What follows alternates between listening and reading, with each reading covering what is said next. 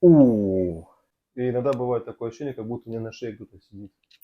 И, Марты, посмотрели, у тебя все 6, то есть все 7 по 40 миллиметров остеохондроз.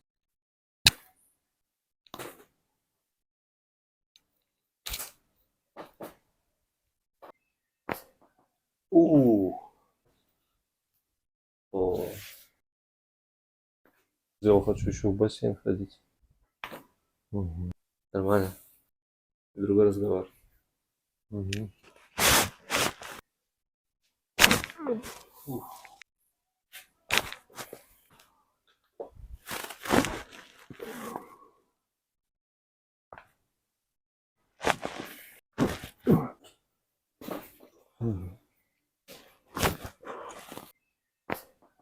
У.